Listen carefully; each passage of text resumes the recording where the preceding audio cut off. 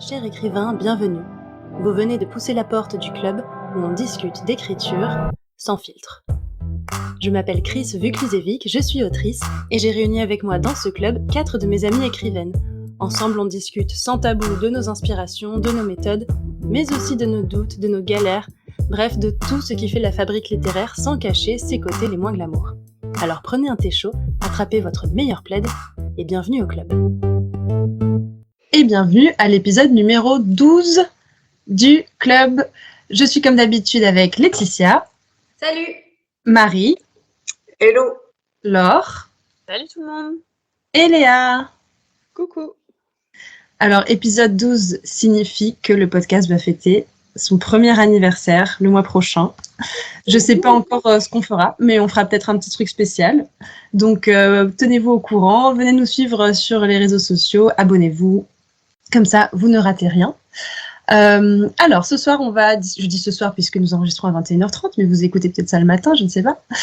Nous, en tout cas, ce soir, on va discuter d'un thème un peu particulier qui ne sera pas vraiment de technique d'écriture, mais plus de ce qui entoure l'écriture. On va parler de assumer d'écrire auprès de son entourage, ce qui couvre aussi bien le regard que notre entourage peut porter sur l'écriture, comment nos proches voient cette pratique, est-ce qu'ils sont au courant, comment nous on se sent, est-ce qu'on ose leur faire lire nos textes, mais aussi est-ce qu'on s'inspire de notre entourage pour écrire, est-ce qu'il y a des personnages dans nos livres qui ressemblent à nos proches, et pareil, comment on assume ça, et comment l'entourage vit ce côté réel qui se mêle à l'écriture.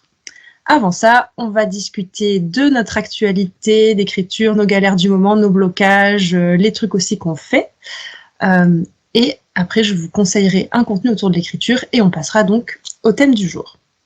Alors, les filles, il y a eu des blocages, il y a eu pas trop le temps et il y a eu plein de choses qui se sont passées pour d'autres. On va commencer par celles qui ont galéré. C'est pas sympa.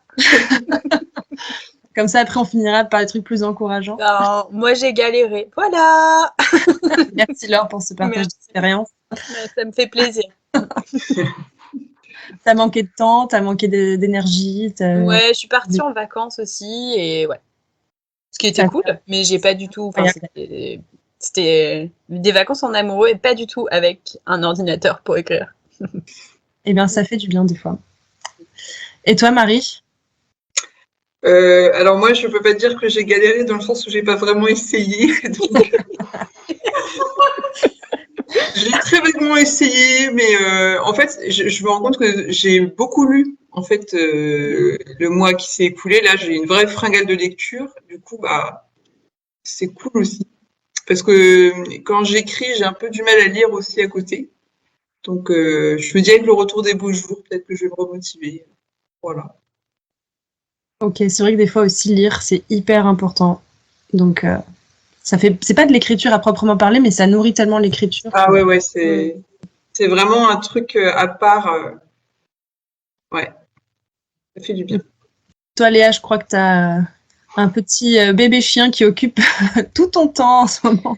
Ouais, j'ai un gros chien de 35 kilos dans mon petit 50 mètres carrés que j'ai récupéré fin février, donc ça fait presque 2 mois maintenant, et qui occupe tout mon temps libre parce que un chien dans son petit appart, c'est beaucoup de travail. Et du coup, j'ai pas trop le temps d'écrire. J'ai pas eu du tout d'énergie ni de temps libre à consacrer à ça, mais là, depuis ce week-end, je suis sur une bêta lecture, donc voilà, je fais d'autres choses autour de l'écriture, de la lecture, et puis j'espère que ça va revenir, mais j'ai la foi, ça va peut-être pas durer éternellement cette situation avec le toutou à gérer toute seule, donc voilà. Toi, Laetitia, par contre, je crois que tu as pas mal avancé. Enfin, pas mal. Oui, j'ai fini. Je sais plus exactement où j'en étais la dernière fois, mais en tout cas, j'ai fini mon premier jet de mon projet 3. Et je l'ai vraiment fini, donc je l'ai relu, j'ai réécrit les scènes que j'avais sautées, j'ai réécrit la fin aussi qui ne me convenait pas tout à fait, et je l'ai envoyé en bêta lecture, ce qui m'amène à demander à Léa si c'était mon texte qu'elle a relu ce week-end. Ouais, j'ai bien avancé en plus. Hein. Je suis à fond. Je suis à fond dans le texte de Laetitia. Je spoilerai personne à part moi-même en disant que c'est un projet qui m'enthousiasme depuis le début, ce projet. Pas que, loin de dire que j'ai pas du tout apprécié mes lectures des 2 premiers romans de Laetitia, mais celui-là, il est sur un thème qui est spécial pour moi et pour Laetitia, et dans un univers, dans un environnement qui m'est cher. Et du coup, je suis hyper hypée et je suis à fond. Voilà. Donc j'espère que t'es contente de l'entendre, Laetitia, parce que du coup on n'a pas débriefé, elle m'a envoyé le roman, là je l'ai lu tout le week-end, on n'a pas reparlé depuis, donc voilà, j'avance bien. J'espère que ça sera fini d'ici la fin de la semaine. Oh là là, je suis trop contente de l'apprendre et surtout je suis très stressée. On parle de ça bien, ça va avec le thème. Je ne sais pas si l'entourage ça peut s'étendre jusqu'à nos amis, parce que c'est pas les mêmes relations qu'avec la famille. Ouais. Et t'avais d'autres actus, Laetitia ? Juste une actu qu'on partage, toi et moi. C'est vrai. Puisqu'on pourrait nous retrouver à Livre Paris pour une conférence le 21 avril, donc le vendredi, de 19h à 20h autour des univers fantastiques.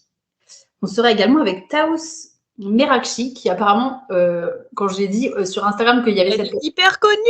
Voilà. Excusez-moi. Voilà. Trop bien. Voilà les réactions Elle que j'ai est eues sur où, Instagram. cette fille, elle a l'air tellement cool. Voilà. Donc je me sens extrêmement inculte et Ah, j'hésite. je crois que je le vois. Ok. Voilà. Bon, maintenant Je j'ai sais peur. pas qu'elle publie en... Enfin, je la connais, du coup, et pas si bien que ça, parce que je la vois pas très bien sur cette table ronde. Enfin, je vois pas trop ce qu'elle vient raconter. Je crois qu'elle a fait des trucs sur la sorcellerie et tout. Ouais. Elle a écrit aussi sous le pseudo de Jack Parker, c'est ça ? Ouais. Voilà. Exactement. Ah bah oui, voilà, c'est ça. Et donc oui, c'est assez drôle parce que avec Laetitia, on a été invités de manière totalement séparée au Festival du Livre de Paris et on a été mise de manière complètement aléatoire sur la même table ronde par des organisateurs qui ne savent pas du tout qu'on se connaît. Donc c'est rigolo. Donc voilà, si vous écoutez le podcast et que vous êtes à Paris à ce moment-là, venez nous écouter, nous rencontrer, ce sera assez drôle. Moi de mon côté, c'est rigolo parce que avec Laetitia, on avance à peu près au même rythme sur nos différents projets. Genre on a à peu près publié nos premiers romans en même temps, les deuxièmes, avec quelques mois d'écart. Et pareil, je suis en train de finir le premier jet de mon troisième roman. J'étais vraiment dans une période, cette période où on regarde son premier jet, on se dit mais pourquoi j'ai écrit une merde pareille, vraiment, genre c'est pas possible. Pourquoi j'ai passé des mois à écrire ça, c'est affreux et vraiment c'est objectivement mauvais. Mais j'étais ce week-end au salon Trolls et légendes en Belgique où j'ai rencontré plein d'auteurs, c'était vraiment trop cool. J'ai discuté notamment avec Anna Triss, qui est une autrice de romance et qui m'a aussi beaucoup rassurée et ça m'a débloqué plein de trucs et je vois très clairement maintenant ce qu'il faut que je réécrive pour que ça tienne la route. Mais c'est une réécriture assez profonde quand même que je dois faire. Genre vraiment modifier un peu des motivations de personnages, ce genre de choses. Donc ça me prend à nouveau pas mal de temps et de boulot, mais j'y crois, je vais y arriver. Et puis surtout en parallèle, il y a la sortie de mon deuxième roman que je dois préparer. Enfin, j'essaye de poster dessus, j'essaye de faire de la promo autour de ça. J'ai énormément de salons de prévus. Si vous allez sur mon Instagram, vous verrez, j'ai fait un post avec tous mes salons et dédicaces de prévus. Et d'ailleurs, mon roman, je fais ma promo, de manière éhontée, il est déjà en précommande. Je vous mettrai, je pense, le lien de précommande dans la barre de description de la vidéo YouTube. Il sort le 6 mai. Et normalement, je ne sais pas exactement le lancement officiel quand il sera, mais en tout cas, il y aura une dédicace à Gibert Jeune à Paris, enfin Gibert Joseph, à Paris le 6 mai, donc 3 jours après la sortie du livre. Si vous voulez venir. Et on est en train de voir si on ne va pas grouper ça avec le lancement du livre officiel, en fait, tout simplement. Voilà pour les actus. Le contenu du jour, la recommandation, le conseil qui donne envie d'écrire. Je voulais vous parler d'un livre qui s'appelle « Écrire son premier roman en 10 minutes par jour ». Il y en avait une de vous qui l'avait acheté, non ? Ouais, c'était moi, mais je ne l'ai pas lu. Eh bien, écrire son premier roman en 10 minutes par jour, c'est un livre de David Meulemans, qui est l'éditeur et le fondateur des éditions Aux Forges de Vulcain, et qui a fait à la base en fait sa thèse sur la psychologie de la création et sur l'acte créatif, et qui a énormément étudié ça, qui a animé des tas et des tas d'ateliers d'écriture, qui avait créé aussi à une époque un site qui s'appelle Draft Quest, la quête du brouillon, qui aidait vraiment les écrivains en herbe à arriver au bout de leur premier texte. Et voilà, dans ce petit livre de même pas 200 pages, il résume tout ce qu'il a appris, tout ce qu'il peut transmettre dans ses ateliers d'écriture. Et c'est vraiment un manuel qui va vous aider en 10 minutes par jour à arriver au bout de votre premier roman. Donc voilà, comment prendre l'habitude d'écrire tous les jours, comment surmonter l'angoisse de la page blanche, comment construire ses personnages, créer une ligne narrative, etc. Donc voilà, c'est une super ressource que je vous conseille. Et je le redis, donc c'est Écrire son premier roman en 10 minutes par jour de David Molmans.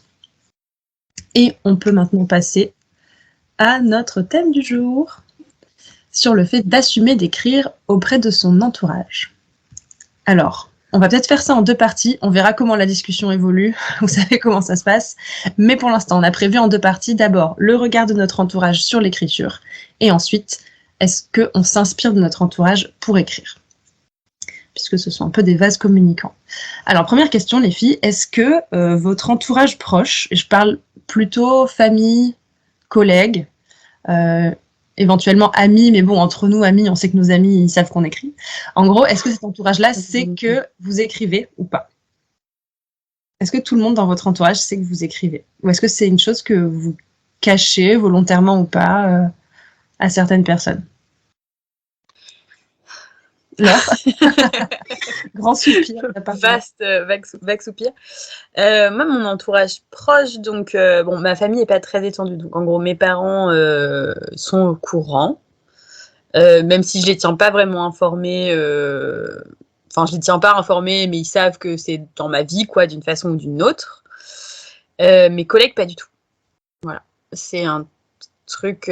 J'en ai parlé à une collègue, mais qui est plus une amie qu'une collègue. Donc, est-ce que ça compte comme une collègue ? Je ne sais pas.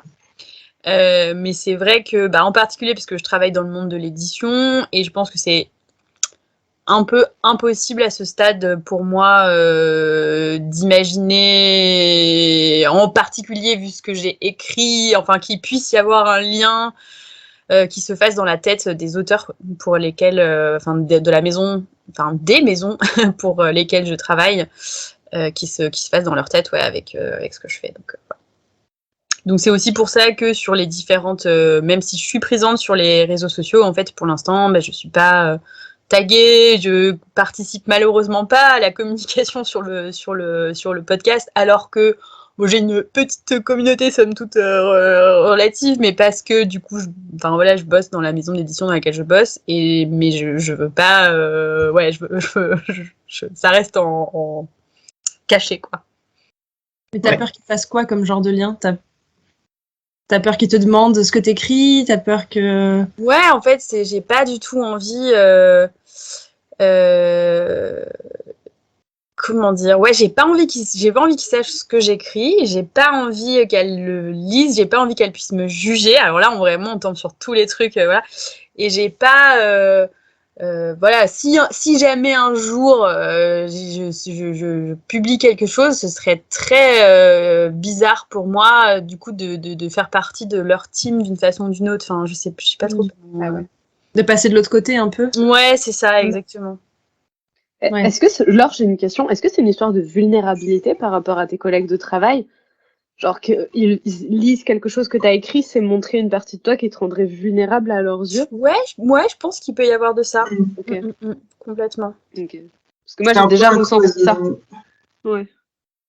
T'as déjà ressenti ça, Léa ? Dans quel cadre ? Ouais, plutôt. Alors là, pour le coup, pour mes projets originaux, j'ai aucun problème à dire que j'écris, que ce soit à ma famille, mère fratrie, ma famille très proche nucléaire, ou même à mes beaux-parents, ou mes collègues de travail non plus, aucun problème. Je suis dans une boîte hyper cool, où on est tous plus ou moins potes, et je dis que j'écris, ils me disent ah ouais quoi, c'est cool et tout, tu nous feras lire un jour si t'as envie et tout machin.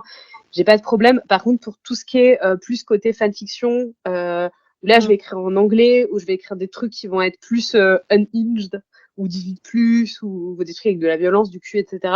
Là, par contre, ça serait plus montrer une forme de vulnérabilité que de faire lire ça. Et il y a déjà, je me cache derrière des pseudos, Et clairement, je le ferai pas lire à tout le monde, je le ferai lire qu'à des gens vraiment choisis qui, je sais, ont connaissance des codes de la pratique de la fanfiction, de ces univers, etc., quoi. Et donc, ouais, pour moi, c'est vraiment de la vulnérabilité, là. Voilà. Parce que tu as l'impression que c'est plus légitime d'écrire des projets originaux et donc ça passe mieux. Ouais, exactement. Ok. Et je pense que je livre des trucs qui sont plus facilement, où je pourrais plus facilement être jugée à travers la fanfiction. Déjà parce que c'est de la fanfiction et qu'il y a ce truc de c'est pas de l'original, tu utilises l'univers de quelqu'un d'autre. En gros, tu vas prendre tu vas jouer dans le bac à sable de quelqu'un d'autre. Et en plus de ça, tu te permets de faire des trucs que tu te permettrais pas forcément d'écrire dans des bouquins qui sont publiés ou à destination de lecteurs un peu lambda. Voilà, tu fais ça pour des lecteurs de niche qui ont envie de venir lire des trucs qui rentrent pas forcément dans les clous de l'édition classique ou normale. Et ouais, je pense que du coup, tu te mets vachement plus à nu. J'en sais rien, sur des trucs un peu bêtes que tu peux avoir. Soit des passions pour des univers ou tout simplement, comme tu disais, enfin, je sais plus si c'était en enregistrement, mais tu l'évoquais, Christelle, des scènes de sexe, par exemple, où tu peux te dire, putain, j'ai pas du tout envie que mes parents lisent cette scène de sexe, quelle angoisse. Tu te revois quand t'étais au cinéma avec ta famille autour de toi, et sur l'écran cinéma, il y avait une méga scène et que t'as là la goutte de sueur, tu vois. Enfin, voilà, je sais pas si vous avez le même, si vous vivez le truc pareil que moi ou pas, mais ouais, pour moi, il y a une grande différence. Voilà, t'as totalement raison en plus sur la distinction originale versus fanfiction. Je pense que sur la partie originale, c'est quelque chose que je pourrais donner l'information. La partie fanfiction, c'est mort. C'est dead. C'est mort. Ouais. Personne n'aurait mon pseudo, c'est mort de chez mort, quoi. Enfin, faudrait donner beaucoup trop d'informations sur moi et sur mes fantasmes personnels aussi, en fait. Voilà, en fait, non, mais pour le coup, c'est vrai, et en fait, il y a tellement de gens. Enfin, c'est quand même un univers super particulier et je me vois pas. Enfin, vous imaginez que, je sais pas, mes chefs soient au courant du fait que oui, alors bonjour, j'ai beaucoup aimé Tokyo Hotel quand j'étais adolescente et j'ai écrit des fanfictions sur les jumeaux où ils étaient en train de faire des choses non catholiques. Bah non, enfin, c'est mort de jamais. Au secours. Peut-être que ça dépend aussi, je sais pas, de toute façon, ce serait difficile avec des collègues, mais en plus, dans la boîte, moi, je fais partie des managers, laissez tomber, j'aurais zéro crédibilité. Voilà. Mais ouais, je pense que l'écriture de la fanfiction, c'est une écriture du fantasme, comme tu dis. Et du coup, c'est vachement dur, je pense, d'assumer ça, quoi. C'est pas comme une écriture, comme tu dis, qui est destinée à la publication, que tu vas un peu plus peut-être polir, je sais pas si c'est le mot, mais en tout cas rendre lisible, rendre accessible, parce que c'est le but. Alors qu'il y a peut-être quelque chose d'un peu plus brut que tu peux te permettre. Exactement. Ouais. C'est ça. C'est un jardin privé dans un jardin secret, quoi. Exactement. C'est vraiment le stade encore plus, parce que déjà qu'écrire, c'est assez intime aussi. Et tout ce qui est fanfiction et tout, c'est vrai que c'est pour ça qu'il y en a beaucoup qui écrivent sous pseudo des fanfictions aussi. Oui. Je pense que ça serait un peu l'équivalent de faire lire ton tout premier jet à tout le monde, quoi. Côté où tu te lâches complètement, où tu te mets zéro autocensure, où tu sais que c'est pas forcément très bon littérairement parlant sur le coup, mais tu te lâches, quoi. Il y a quelque chose de très pur qui sort d'un côté, de très spontané. Ça serait hyper impressionnant aussi de faire lire ça, quoi. Et en même temps, c'est marrant parce que du coup, c'est pas du tout solitaire à partir du moment où tu l'as publié. Mais c'est juste que c'est pas avec les gens que tu connais de la vie. Ouais. T'as un persona, quoi. Ouais, exactement. T'as un masque. Toi, Marie, est-ce que tout le monde dans ton entourage sait que tu écris? Après, c'est publié, donc c'est plus difficile de cacher, j'imagine. Ouais, moi, je le dis assez facilement, je pense. Je le dis à mes collègues. J'écris même le midi sur mon lieu de travail, donc c'est assez... Ça va bien. Alors moi, par contre, je le dis assez facilement, mais par contre, j'ai peut-être un peu de mal avec le fait d'être lu. C'est pas forcément la même chose, quoi. Genre, si tes collègues allaient prendre tes livres et les lire, ça te mettrait mal à l'aise? Non, pas les collègues, ça va, pas les amis, mais plus la famille, en fait. Oui. j'aime pas trop l'idée que ma famille me lise. Et malheureusement, au moins pour les premiers romans, ça arrivait. Mais on va sûrement en reparler. Mais ouais, ma famille n'est pas ma persona, on va dire. Donc, j'aime pas trop Ouais, je suis pas hyper à l'aise. Et toi, Laetitia? Alors, moi, tout le monde est au courant, ma famille, mes collègues, et j'ai plutôt tendance à le dire à tout le monde. Genre à être relou, enfin, genre même en rendez-vous. Tu vois. Le saviez-vous? J'ai écrit un livre, j'en ai écrit un autre. Non, mais en fait, moi, j'avoue, c'est ma passion, j'adore ça. Si je pouvais, je ferais que ça. Et du coup, je suis tellement fière d'avoir été publiée que j'avoue que, je le dis un peu à tout le monde. Donc voilà, et ça me dérange du coup, pas tellement non plus d'être lue. Mais je pense qu'on va effectivement rentrer dans plus de détails. Mais moi, mes collègues, en plus, sont d'un hyper grand soutien. Enfin, vraiment, ils ont été les premiers à être là au lancement de mon tout premier roman. Ils sont venus en masse. Ils étaient là pour la plupart également au deuxième. Aujourd'hui encore, j'ai ma responsable qui voulait savoir où elle pouvait se procurer mon livre. Enfin, vraiment, c'est super en fait. Enfin, j'adore moi aller au travail et qu'on me parle de mes livres, leur parler de mes personnages, parler d'écriture. Enfin, je vous dis, si je pouvais faire que ça, ça m'irait très bien. Donc, de mon côté, j'avoue, pas trop de problèmes. Après, j'écris pour les ados, j'écris en jeunesse, donc j'ai pas trop ces questions. Enfin, vous voyez, un peu moins, on va dire en tout cas. Il y a moins de scènes olé olé ou quoi.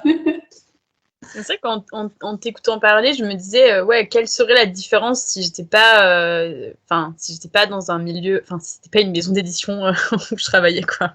Peut-être ça met un peu plus les étoiles dans les yeux aussi de tes collègues quand tu leur en parles, je sais pas. Ouais. Sur la pratique d'écrivain, justement, ça fait partie des questions qu'on allait aborder. Mais c'est vrai que quand on dit aux gens qu'on écrit, en dehors justement de ceux qui travaillent dans le milieu, il y a un côté fantasme. C'est waouh, t'es écrivain, mais alors comment ça se passe? Enfin, il y a plein de mythes autour de ça, comme tu dis, des petites étoiles dans les yeux. Et effectivement, j'imagine qu'en maison d'édition, pas du tout. C'est comme si t'es dans une boulangerie et que tu dis bonjour, je suis pâtissier. Ok, super, dépose ton CV, tu vois. Il y a vraiment un truc, c'est très, très professionnel et banal, quoi. Et ouais, on parle. J'imagine la goutte de sueur sur les éditrices de la maison si elles savaient que potentiellement j'étais en train d'écrire, genre ne nous envoie jamais ton texte. Et ouais, parce que j'imagine que du coup elles doivent se dire mais si elle nous soumet un texte et qu'on veut pas le prendre, il va falloir lui dire non, qu'est-ce qu'on va faire? J'imagine, ouais. Ouais, c'est notre relation, quoi. T'étais très mauvais. On pourra jamais le dire. Ouais, non, c'est horrible. Ouais, c'est. Mais c'est dans ta question. Non, je sais plus ce que je disais. Ah oui, les fantasmes autour du métier d'écrivain, que donc il n'y a pas toi dans ton entourage a priori. Mais toi, ouais, Laetitia, par exemple, quand t'as dit je publie mon premier roman, genre on t'a demandé tu vas démissionner alors Ah mais vraiment, ma responsable, donc là je parle de ma big boss, genre ma N+2 ou 3, m'a dit mais du coup est-ce que tu postes ADEME quoi? Est-ce que ça veut dire que tu vas partir? Non. Lol. Voilà. mais oui, carrément, il y a des. Évidemment, ma mère, mais enfin, ça, c'est un peu le point Godwin de la littérature ado, c'est tout de suite tu es donc la nouvelle J.K. Rowling. J'avoue, le point relais. Ouais, j'avoue, ça va. Mais vraiment, mais je vous jure, mais au moins toutes les semaines, on me compare, on me parle de J.K. Rowling, et vraiment, enfin, ça n'a aucun sens, quoi, quand on connaît un minimum. Et ça, ça en devient presque agaçant. Enfin, effectivement, en fait, ce qui est marrant avec les gens qui connaissent pas du tout, c'est que c'est toujours les mêmes questions qui reviennent, quoi. Vraiment, toujours. Ouais. Tu peux nous faire un bingo? Ouais, fais-nous un bingo des questions qu'on te pose le plus souvent sur l'écriture. De fou. Ah, mais trop. Où tu trouves ton inspiration? Comment t'as toutes ces idées? Parce que quand même, ça carbure là-dedans pour inventer tout ça. Alors, moi, mes collègues sont très curieux de combien t'en as vendu. Ah oui, c'est vrai. C'est vrai que ça revient beaucoup aussi. La moula. La tête sur les épaules, ouais. Ouais, mais et d'ailleurs, c'est un truc. Ils n'ont pas conscience qu'on n'a pas la réponse. C'est là qu'on n'a pas forcément la réponse et surtout des chiffres. Enfin, comme les seuls chiffres que tu vois passer quand tu connais rien, c'est tu vois passer au JT, machin a vendu 3 millions d'exemplaires et tout, tu as l'impression que c'est des chiffres normaux. Et quand tu expliques à quelqu'un que déjà, si tu en as vendu 10 000, c'est vraiment pas mal, les gens tombent de très très haut. Ah oui. Ouais, voilà. Mais 10 000, pour les gens, c'est genre, ah, t'en as vendu que 10 000, tu vois, alors que nous, on sait que 10 000, c'est ouf, en fait. Et donc, à chaque fois, moi, je sais pas, les filles qui sont publiées, si vous faites pareil, mais quand on me demande t'en as vendu combien, d'abord, je remets en contexte. Je dis, voilà combien se vend en moyenne un premier roman grand format en France. Voilà, quand je donne le chiffre d'à peu près 800, les gens ont des yeux grands comme des soucoupes. Et ouais, c'est vrai qu'ils n'ont pas du tout conscience des chiffres, quoi. Pareil, et mes collègues à chaque fois, ils sont en mode, ah bah du coup, je t'ai acheté un bouquin, donc je t'ai donné 18 €. Non. Alors, c'est beau, la euro. naïveté. Ouais, ça c'est vrai, t'as raison. Et d'ailleurs, tu le vois beaucoup aussi quand, par exemple, je fais des éducations en librairie ou même ce week-end au salon, les gens qui n'ont pas conscience de ça, tu le vois tout de suite parce qu'ils sortent là, leur billet de 20 € et ils te le donnent à toi directement. Comme si ils t'achetaient le livre à toi. Alors tu dis, ah bah non, c'est au libraire, moi je vais rien toucher là-dessus. Enfin... Ouais, t'as raison, ça fait partie. Peut-être un jour, mais dans très longtemps. C'est clair. Je sais pas quelles sont les autres questions qu'on nous pose le plus dans l'entourage. Et t'en écris un nouveau? Oui. T'écris en ce moment, ouais, ça revient souvent. Écrire la suite.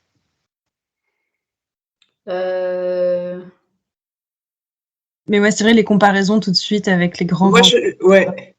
Puis moi, je me rends compte aussi que quand je dis que j'écris de la littérature jeunesse, pour les gens, c'est pour les enfants.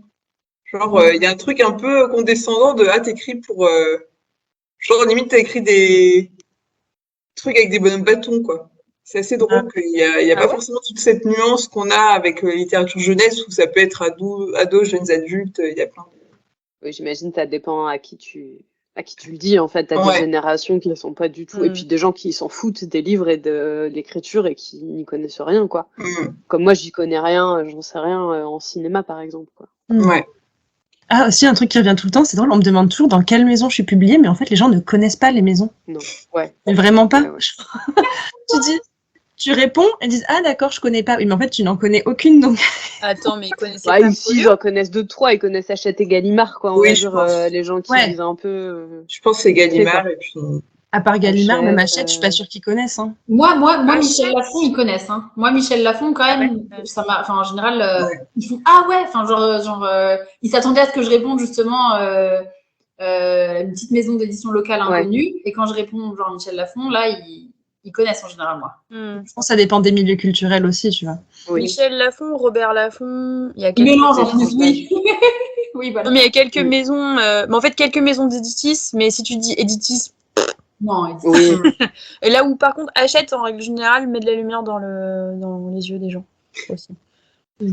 Alors moi on me demande aussi souvent combien de temps tu as mis à écrire ton roman, combien de temps ça prend.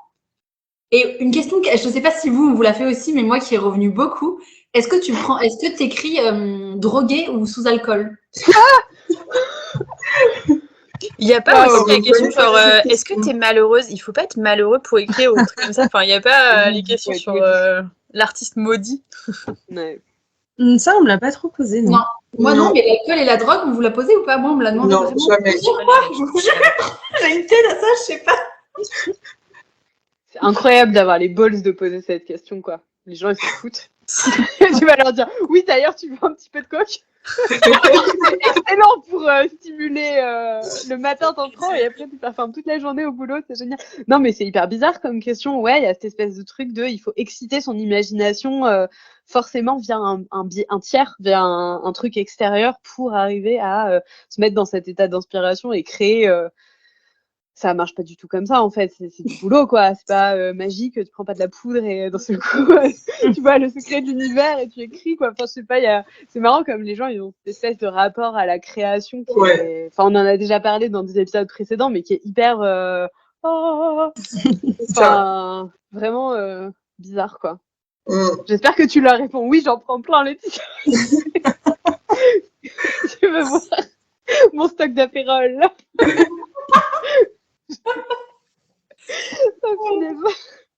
Bon, ça, du coup, c'est les réactions sur vraiment le fait d'écrire ou la vie d'écrivain. Mais est-ce que derrière, vos proches lisent vos textes? Est-ce qu'ils montrent un intérêt vraiment pour les livres eux-mêmes et les textes eux-mêmes? Est-ce qu'ils y vont? Alors moi, j'ai trouvé la parade. J'ai écrit des trilogies fantasy, jeunesse. Donc, autant dire que je crois que la grande majorité a essayé de lire le tome 1.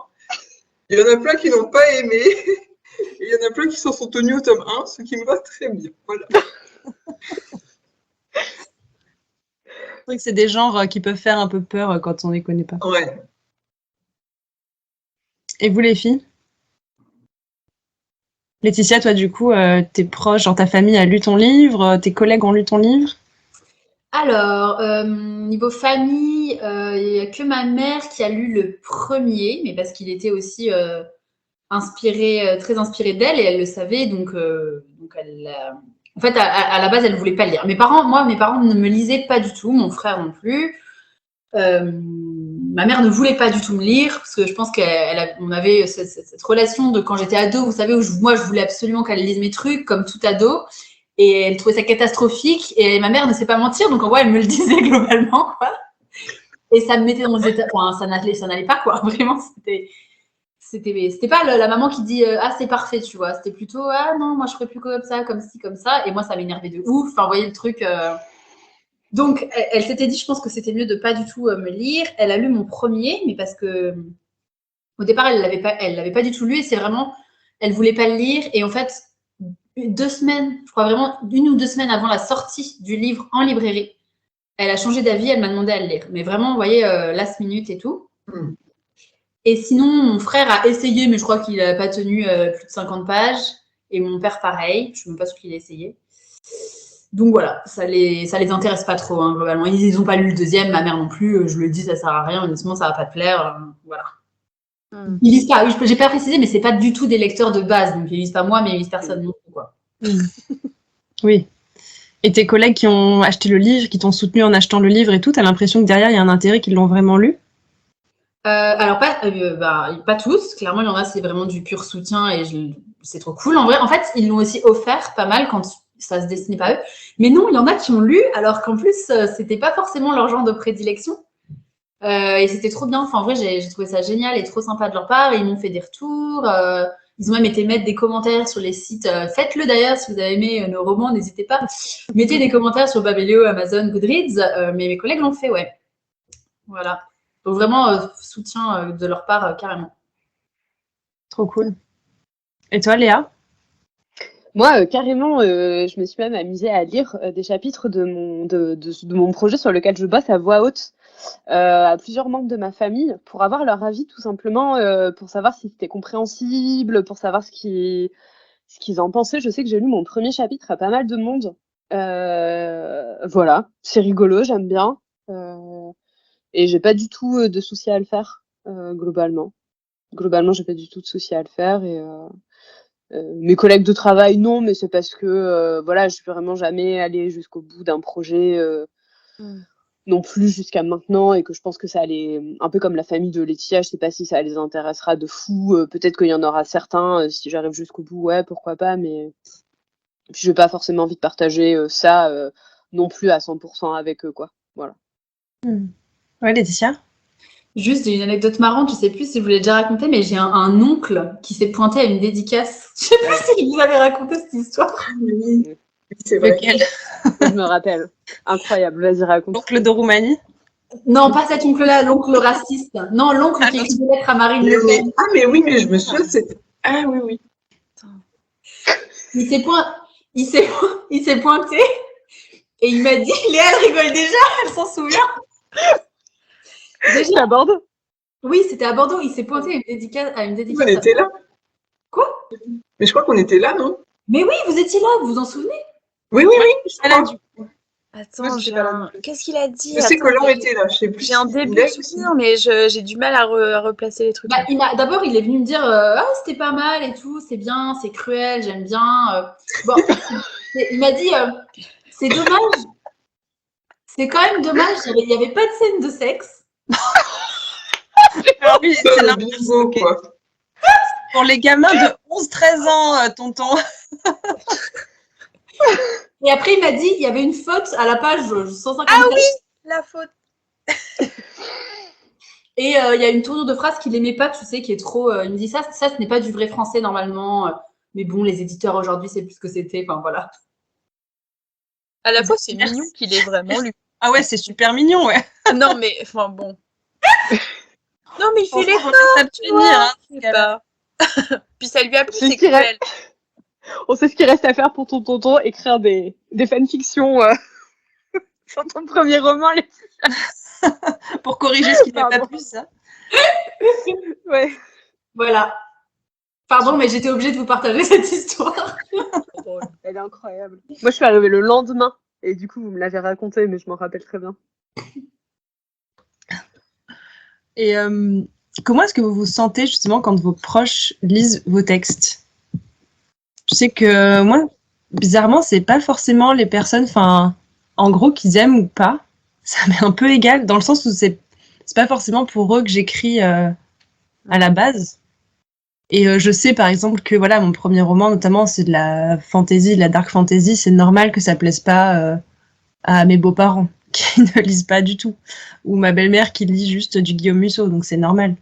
Et ouais, c'est vrai que c'est pas pour eux que j'écris d'abord, donc même s'ils aiment pas, ça me fait pas grand-chose, quoi. Mais après, ça dépend des projets, je pense. Sur mon deuxième roman qui est beaucoup plus personnel, je pense que j'attends avec un peu plus d'appréhension, peut-être, les retours, pas dans le sens j'aime ou j'aime pas, mais de ce que ça va peut-être réveiller, vu que c'est un projet personnel, quoi. Tu nous as pas dit, toi, d'ailleurs, Chris, tu nous as pas dit, toi, si tu fais lire à tes proches et tout? Je pense que quand on est publié, forcément, enfin, c'est beaucoup plus dur de le cacher. Donc oui, moi, tout le monde sait que j'écris. Même maintenant, en gros, quand on me demande mon métier, je dis écrivaine, et puis c'est plus simple comme ça. Donc de dire, alors j'écris, mais à côté, je fais de la rédaction, machin et tout, voilà. Donc oui, tout le monde sait que j'écris.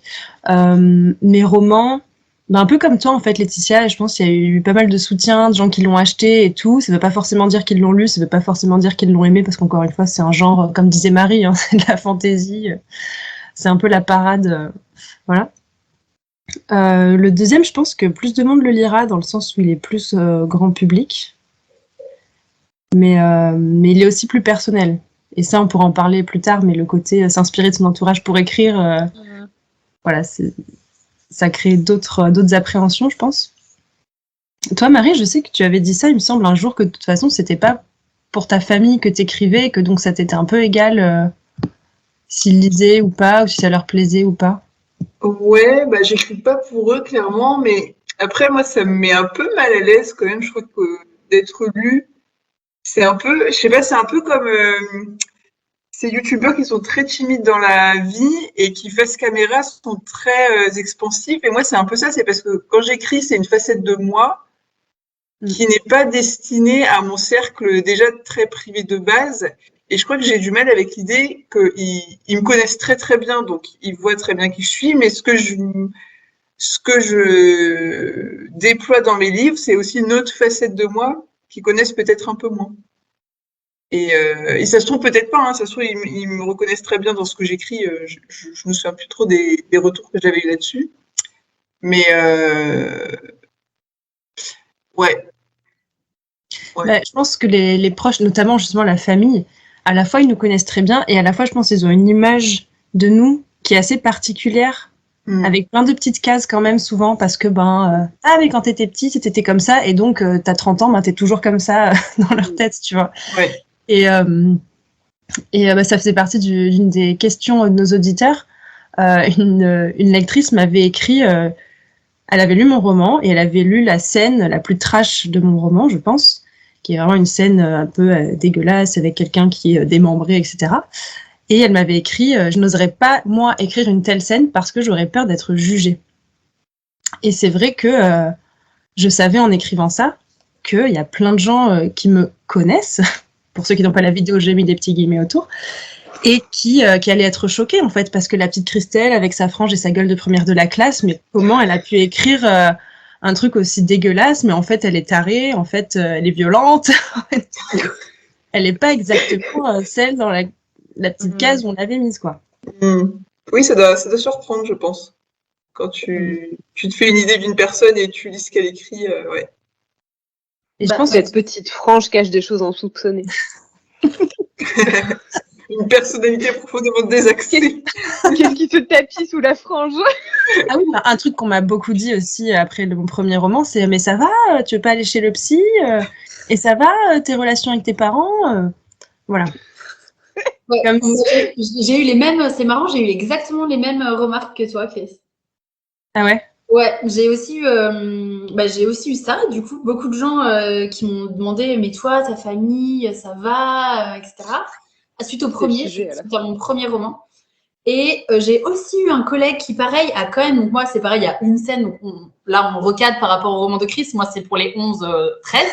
Néanmoins, il y a une scène qui est aussi un peu violente, avec le puits, pour ne pas spoiler, mais pour dire ceux qui ont lu, qui voient laquelle. Et qui, pareil, a quand même un peu choqué certains de mes collègues qui m'ont dit mais quand même, tu as été un peu, c'est un peu violent, je ne m'attendais pas à ça. Mais ça, c'est de la jeunesse, ça, c'est pour les enfants. Enfin, vous voyez, un peu ça aussi, de la surprise aussi. Moi qui suis très au travail, je pense plutôt joyeuse, optimiste et tout, c'est vrai que il est un peu dark aussi, mon premier, pour la tranche d'âge, on va dire. Est-ce que du coup, quand vous écrivez et que vous savez que ce texte-là va être lu par des proches, est-ce que vous censurez justement sur certains trucs en disant non, ça je peux pas l'écrire parce que je sais qu'un tel va le lire et je veux surtout pas montrer cette facette-là de moi? Je crois qu'à partir du moment où j'ai décidé que j'allais, enfin, comment dire, il y a peu de gens avec qui je partage, mais les choses que j'ai, à partir du moment où j'ai décidé que ces gens-là, c'était ok de leur partager, je pense que je peux tout leur partager. Voilà. Je sais pas si ça rend le truc. Ouais. Mais c'est encore une fois, je suis pas publiée, donc c'est un petit peu plus. je peux choisir et sélectionner vraiment les personnes, quoi. Mais ouais, non, je crois pas que je me censurerais. À partir de là. Marie? Moi, je crois pas que je me censure non plus, parce que quand t'écris, t'es dans un processus qui est très personnel, donc.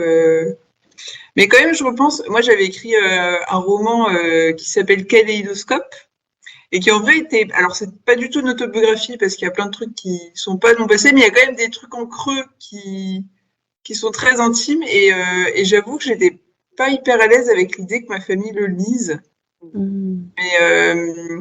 Mais mes sœurs l'ont lu et finalement, je crois que c'est le roman qui les a plus touchées aussi. Donc, finalement, ça fait plaisir de voir qu'il y a certaines choses qui sont bien perçues. Mais en fait, je crois que de façon générale, je préfère que les gens de ma famille me disent pas qu'ils l'ont lu et qu'ils me disent pas qu'ils l'ont aimé ou pas. Parce que, ouais, c'est particulier, quoi. J'écris pas pour eux, en fait. Donc, ils en pensent bien ce qu'ils veulent, mais je veux pas savoir. Je veux qu'ils restent dans la masse anonyme des lecteurs. Laetitia?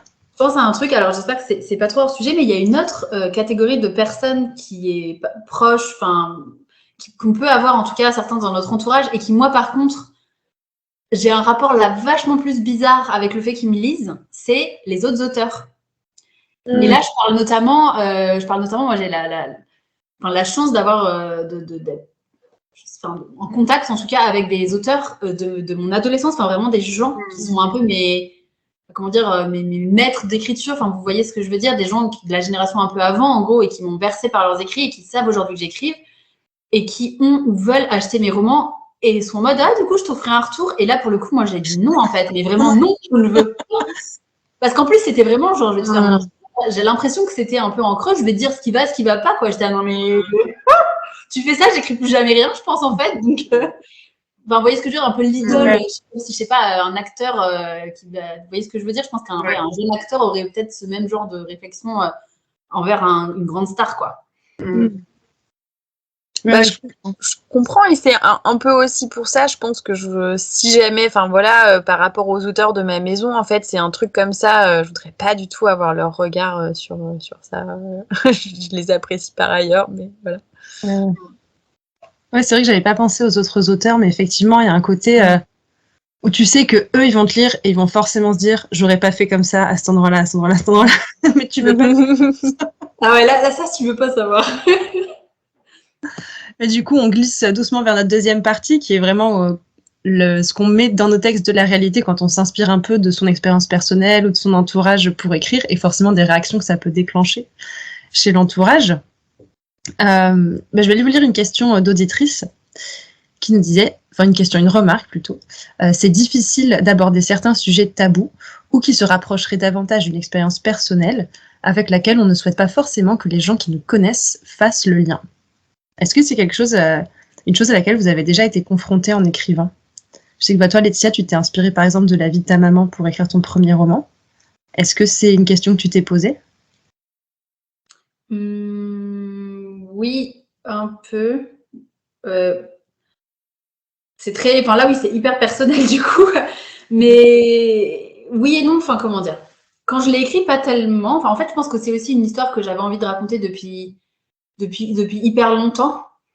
Mais je me souviens qu'on en avait parlé un peu à l'époque où du coup j'ai su que le roman allait être publié et que là j'étais un peu en mode qu'est-ce que je lui dis, quand est-ce que je lui dis, est-ce qu'elle va bien le prendre finalement, tu vois, en gros ça avait toujours été pour elle ok que j'écrive cette histoire. En plus là c'est sous couvert de fantasy, c'est très, comment dire, faut le savoir quoi. Je pense qu'il faut vraiment le savoir, c'est pas du tout transparent, c'est pas mais ouais, ça m'avait posé des questions en tout cas. Ça m'avait posé des questions. Ouais. Oui, c'est au moment de l'écriture, tu vas pas forcément te dire mince, je vais pas écrire ça parce que je veux pas qu'on fasse le lien, mais après, quand vient le moment de publier, ça devient plus concret, quoi, plus réel. Ouais, dans mon cas, en tout cas, c'était là que la question s'était posée. C'était vraiment au moment où, ah ouais, ok, là, en fait, le livre va être publié, donc là, je fais quoi? J'ai le droit de le dire? C'était surtout ça, en fait. Après, j'en ai parlé avec elle. Est-ce que j'ai le droit de le dire? Que c'est inspiré de ta vie? Ou est-ce que tu préfères pas? Voilà, c'était aussi ça, les questions. C'est quand même d'ailleurs très courageux de sa part de me dire oui sans le lire au départ. Ouais, c'est vrai. J'avoue. Mais, je crois que c'est dans le podcast Writing Excuses, donc un podcast américain, où ils avaient un peu abordé ce genre de sujet, et il me semble que c'est Mary Robinette Kowal qui disait, pour elle, si ce que tu vas écrire et qui est inspiré de faits réels va blesser des personnes réelles de ton entourage, tu sais que ça va leur faire du mal, et ben ne l'écris pas, un livre ne vaut pas de éventuellement blesser tes proches ou les gens que t'aimes. Et je comprends totalement ce qu'elle veut dire, mais je sais pas si je suis d'accord avec elle. Vraiment, je sais pas. Je dis pas que je suis pas d'accord. Mais... Parce que d'un côté, il y a des choses qui doivent sortir aussi dans l'écriture et qui font qu'un texte va être profond, va être personnel, va devenir de ce fait universel et qui risque de déclencher dans l'entourage des réactions un peu mouvementées, quoi. Vous voyez ce que je veux dire? Oui, puis tu peux pas prédire non plus comment ton entourage va réagir. C'est très difficile de savoir ça. Parce qu'un truc qui va te sembler un peu anodin peut peut-être être très mal pris par certaines personnes et inversement, un truc qui va te sembler être une énorme bombe, soit j'en sais rien, un traumatisme que tu as vécu, un dilemme que tu as eu avec d'autres personnes, un conflit, etc. En fait, va passer complètement inaperçu parce que pour les personnes, il aura pas du tout été vécu de la même manière que toi. Je trouve que c'est hyper délicat comme question. Et je pense que tu peux pas ne pas blesser des gens en écrivant. Je pense que c'est impossible en fait. Je veux dire, si volontairement tu t'inspires, tu mets des bouts de toi vraiment dans ce que tu écris, des bouts de ta vie, des bouts de tes relations, des bouts de justement des dilemmes que tu as eu ou que les gens que tu connais ont traversé ou des conflits que tu as eu avec eux, etc. Je pense que c'est impossible. C'est toujours le risque que tu prends, quoi. Et je pense qu'on met forcément des bouts de soi dans ce qu'on écrit. Ouais. Mais juste, comme tu disais, Laetitia, sous couvert de fantaisie, je pense juste de manière plus ou moins transparente, tu vois. Genre, je pense que même si tu écris complètement de la SF qui se passe dans l'espace, dans 1000 ans, avec des extraterrestres, forcément, à un moment, pour décrire, je sais pas, tu dis, voilà, le dilemme d'un personnage, tu vas devoir faire appel à un moment où toi, tu as eu un dilemme, un proche a eu un dilemme, et ils vont peut-être pouvoir se reconnaître là-dedans. Après, voilà, tu peux écrire, là, mon deuxième roman, ça se passe dans la région où j'ai grandi, etc. Je pense qu'il y a un truc beaucoup plus transparent. Et pourtant, c'est ça qui est drôle, c'est que là, dans ce roman, je pense que les endroits où on va croire que c'est vraiment de la transposition de la réalité, ce sera pas du tout le cas, alors que des endroits qui sont beaucoup plus fictifs seront vraiment inspirés de ma vie. Vous voyez ce que je veux dire? Ouais, je vois très bien. Par exemple, il y a tout un passage qui se passe au lycée Masséna, qui est un lycée où j'ai été.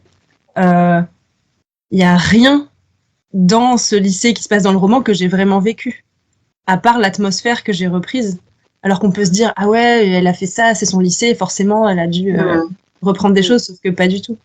Alors que peut-être une conversation ailleurs avec un personnage qui ne me ressemble pas du tout a pu être inspirée d'une conversation réelle que j'ai eue avec quelqu'un. Je suis hyper curieuse de. Moi, j'ai un peu. Enfin, il y a des trucs où je me Oui, suis parce que dit. tu l'as lu, toi. Il y a des trucs Il y a où des justement, privilégiés. Oui, je l'ai presque arraché, hein, le roman. Donc, je l'ai volé. Mais il y a des moments où, bon, on en discutera. Mais il y a des moments où je me suis dit, ah, ça doit être un truc vrai. Et ça doit être un truc faux. Voilà. Alors, plutôt, c'est les trucs vrais. Les trucs vrais, je me demande un peu, mais j'ai des idées. Tu as mené ta propre enquête dans l'enquête, Laetitia. Mais c'est ça aussi, et ça faisait partie des questions que je voulais poser, c'est que déjà, est-ce que vous vous inspirez, vous, de votre entourage, des gens que vous connaissez pour écrire, ou est-ce que c'est complètement à distance? Laetitia, du coup, tu as répondu. Les filles, est-ce que c'est de manière consciente, inconsciente Alors moi, je veux surtout pas m'inspirer de mon entourage. Ouais. Surtout pas. Je sais pas pourquoi, mais ça me paraîtrait hyper pas irrespectueux, mais ça me gênerait beaucoup en fait. Mais je pense qu'il y a quand même des choses qui filtrent. Je reprends pas forcément des copier-coller de gens, mais je pense que quand tu connais bien des personnes, il y a des traits de caractère, des voix, des façons de réagir que tu réinjectes peut-être dans tes personnages. En tout cas, c'est pas du tout conscient. Mais tout comme les motifs qui sont en commun dans certaines de mes histoires et qui reviennent, mais qui sont pas conscients non plus, quoi. Ouais. Ouais, je vois ce que tu veux dire. Mais ouais, vous le fait jamais. Genre, hier, ma mère a dit un truc dans la voiture et je me dis, putain, mais j'aurais tellement dû le mettre dans le roman, ça colle tellement avec tel personnage. C'est exactement ça, quoi. C'est génial. Ça vous le fait jamais, ça? Non. Non, je suis la seule. Après, je sais pas, je trouve que peut-être qu'il y a des personnes autour de moi qui ressemblent particulièrement à des personnages et qui me donnent envie d'écrire des personnages. Notamment, ma belle-mère, je lui ai déjà dit, il faudrait que je vous enregistre un jour, juste parler, et juste j'ai à transcrire en monologue, et ça fera une pièce de théâtre, c'est sûr.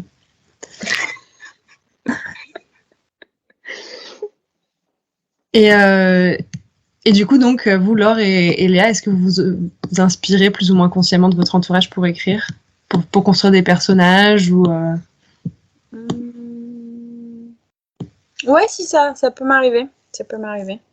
À quel niveau, du coup? Est-ce que c'est genre des formes de personnalité ou des attitudes, des physiques? Ben, là, par exemple, en fait, c'est marrant parce que j'allais répondre non, pas forcément et tout ça. Puis en fait, je me suis dit, quand même, le dernier truc sur lequel t'as kiffé, c'est ta fanfiction Bridgerton, qui se passe dans le monde de l'édition. Et je me cache pas que quand j'étais là, genre en mode, ok, bon, avec quoi je vais devoir remplir et tout, je me dis, ok, attaché de presse, clairement, je vais m'inspirer de personnes que j'ai, soit qui sont des collègues, soit avec qui j'ai travaillé. Enfin, voilà, il va y avoir un peu des situations, des trucs qu'on a vécu, des choses, des façons dont les gens ont réagi. Je vais aller me nourrir un peu de tout ça. Après, je suis pas sûre que je vais vraiment genre calquer, comment dire, vraiment une personne sur un personnage. Enfin, une façon d'être sur un personnage. Je pense que j'oserais pas trop. Enfin, et donc ouais, si ça pourrait. Et après, je pense que les deux personnages qui existent dans ma vie vraiment, c'est mon père et ma mère. Et du coup, je sais pas si j'ai envie d'écrire. Ou si ce serait une bonne idée. Mon psy m'a dit d'écrire sur mon père. J'en ai pas dit d'écrire sur ma mère aussi. Enfin, bref. Tu pourrais faire du stand-up sur ces sujets, au pire. Ouais. Oui, c'est vrai. Sur mon père, je peux faire du stand-up. Faudra que je prenne des cours auprès de Laetitia.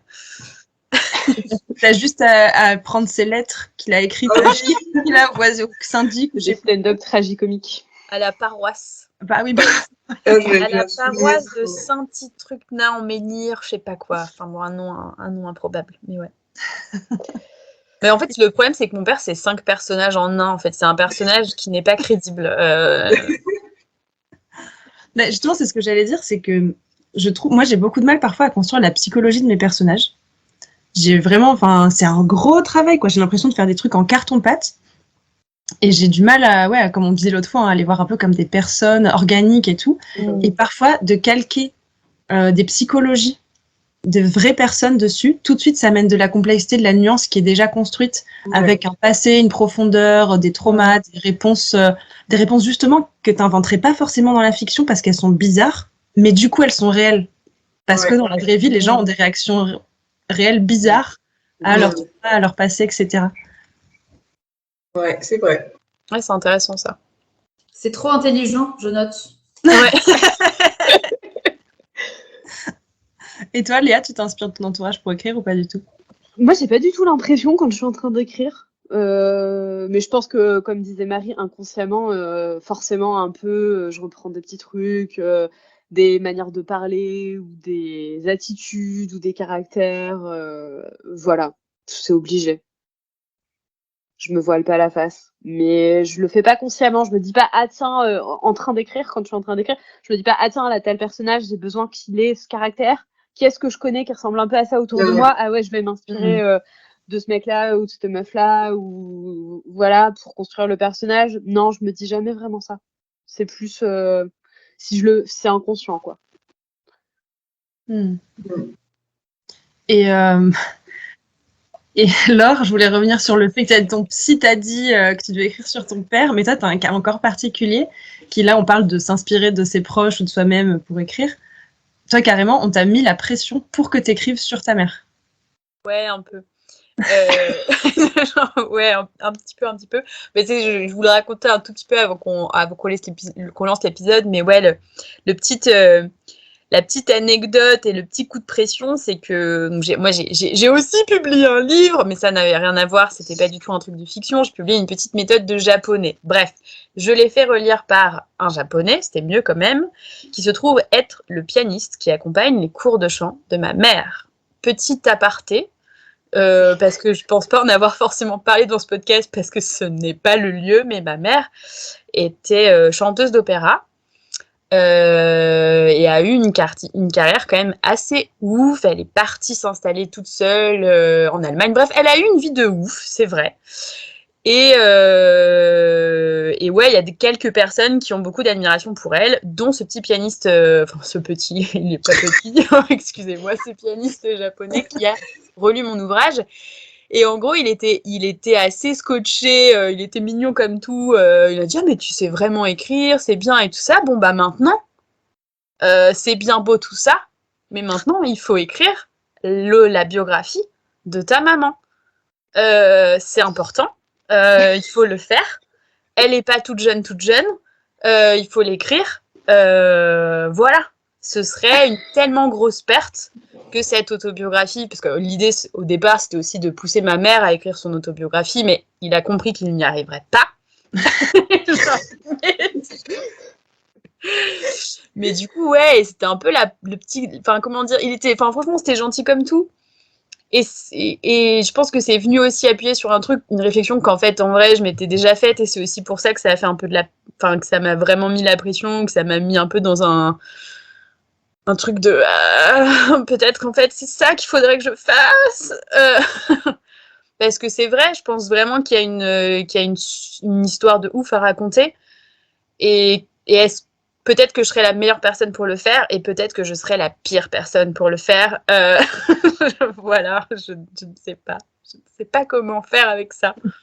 Et puis c'est un exercice. Mon psy m'a mis la pression aussi, mais bon, bref, du coup, plutôt pour mon père, lui. Donc voilà, mais non. Mais ouais.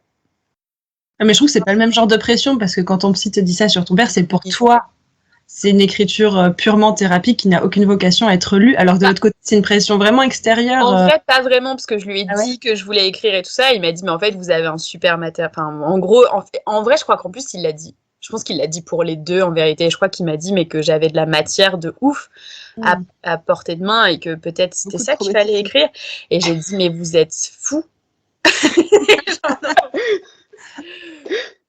En fait, c'est bizarre parce que sur ma mère, probablement qu'il y a un truc qui aurait à écrire, mais le truc qui serait dur, c'est qu'il faudrait l'écrire ensemble, parce qu'il faudrait qu'elle me raconte sa vie et que je note, c'est qu'elle relise, et du coup, il y aurait vraiment ce rapport super bizarre.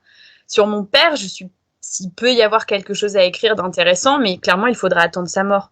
Enfin, pardon, mais c'est jamais de la vie. Les choses que j'ai à écrire sur mon père, il peut pas les lire.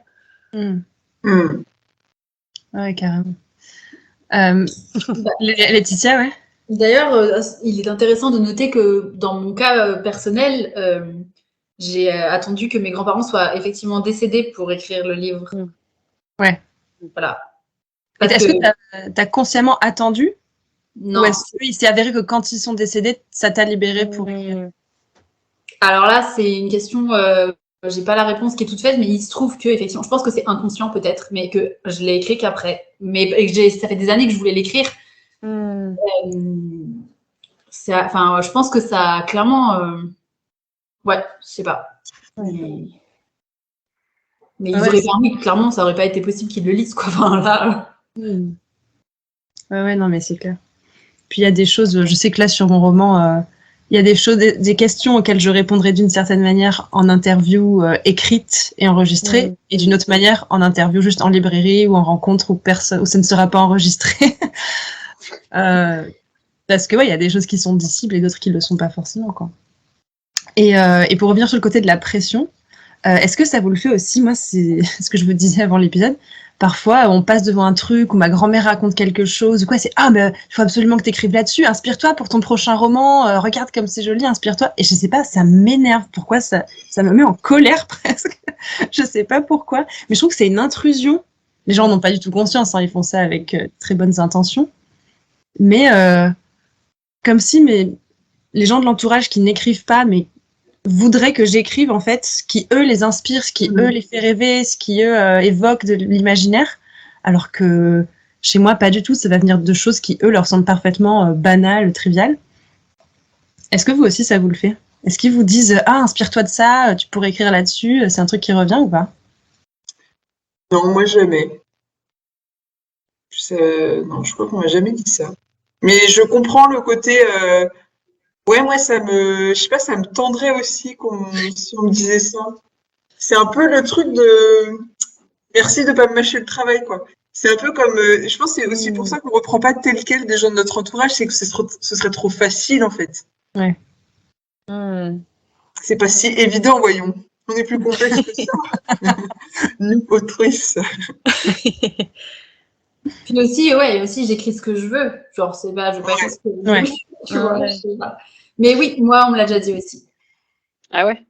Ouais, on m'a déjà aussi, je dirais, je pense, un peu tout le monde, enfin, des collègues, de la famille. Ok. Est-ce que ce serait pas... Enfin, je me demande si ce serait pas encore pire si on faisait cette réflexion sur un truc sur lequel je m'étais déjà fait moi-même cette réflexion. Vous savez, un peu comme quand t'es ado et que tu vas faire tes devoirs et qu'on te dit fais tes devoirs et que du coup tu perds toute envie. Enfin, il y a un peu ce truc de c'est mon truc. Et genre... Petit esprit de contradiction. J'ai déjà fait. Mais moi, c'est plus ce truc de si toi ça t'inspire, vas-y, écris là-dessus. Ouais.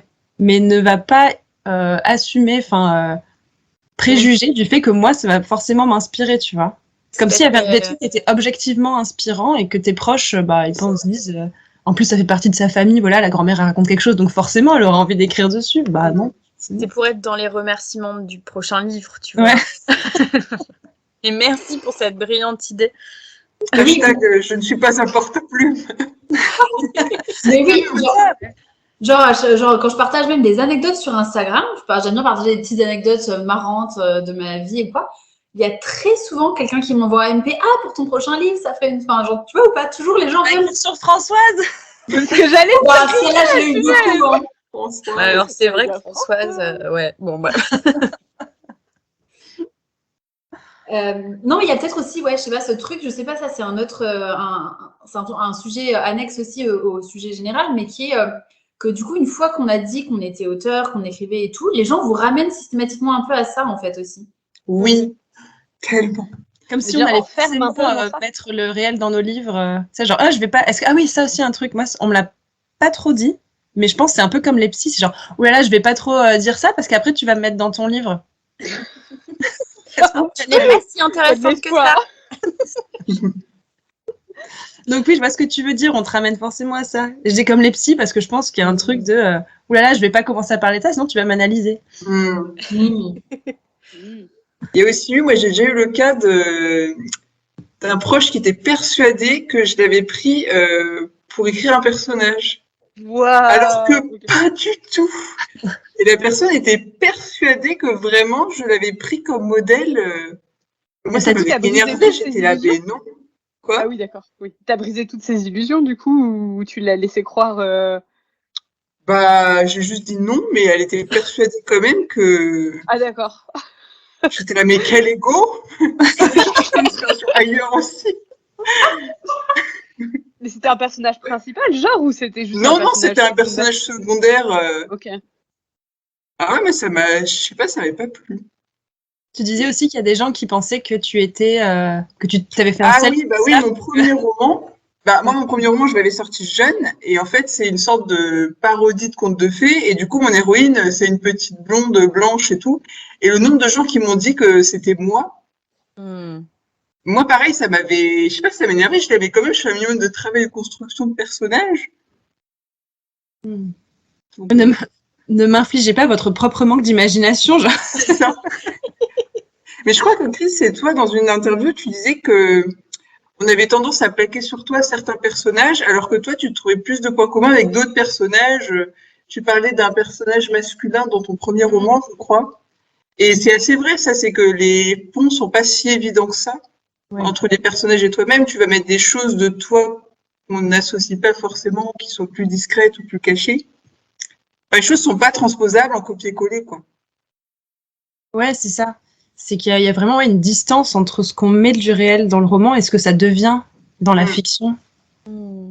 Et que même si tu t'inspires d'une personne réelle, admettons, je pense que tu vas prendre qu'une partie de sa personnalité que tu vas mettre dans une partie d'un personnage.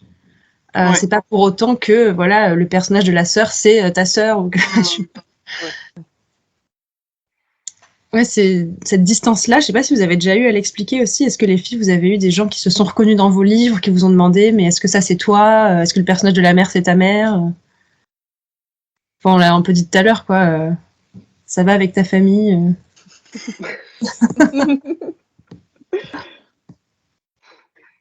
Bah écoutez, je pense qu'on a à peu près fait le tour du sujet, n'est-ce pas ? Ouais. Enfin, c'est un vaste sujet, mais pour ce soir, on s'en tiendra là, puisqu'il est 22h36 et que nous sommes fatigués. Mais en tout cas, c'était un super épisode. Quel est le mot qu'on donne à nos auditeurs fidèles qui nous ont écoutés jusqu'au bout à mettre en commentaire ? Bonne question, j'ai rien noté cette fois-ci. Oui, quelqu'un a parlé de jardin secret, je crois, à un moment. Je sais pas si ça peut être intéressant comme mot. Jardin ? Il y a porte-plume aussi. Un porte-plume. Porte-plume, c'est pas mal, Porte-plume, porte-plume. c'est pas... Ouais, peut-être. Je ne suis pas un porte-plume. Comme Myriam C'est dit, sur je ne suis cette pas- phrase, je ne suis pas un porte-plume. Donc voilà, si vous nous avez écoutés jusqu'au bout de cet épisode, eh ben, mettez le petit porte-plume, ou même juste le petit emoji stylo dans votre commentaire. Et on saura que vous avez été avec nous jusqu'à la fin. Merci de nous avoir écoutés. Comme d'habitude, n'hésitez pas à commenter, à liker, à mettre 5 étoiles, à partager et à vous abonner parce que vous êtes de plus en plus nombreux. Il y a eu beaucoup d'abonnés depuis le dernier épisode et ça fait super plaisir. Ça nous motive vachement. Je reçois régulièrement des messages de votre part qui me disent que le podcast les motive, les encourage à écrire. J'ai même eu des petits messages genre « Oh, il n'y a pas d'épisode ce dimanche !» Oui, désolée. Et moi aussi, on a eu un petit peu de retard pour diverses raisons. Mais l'épisode est là. Et merci pour ceux qui nous suivent aussi depuis 1 an, puisque donc le mois prochain, le podcast aura 1 an. Mais on va voir un peu ce qu'on peut faire pour fêter ça.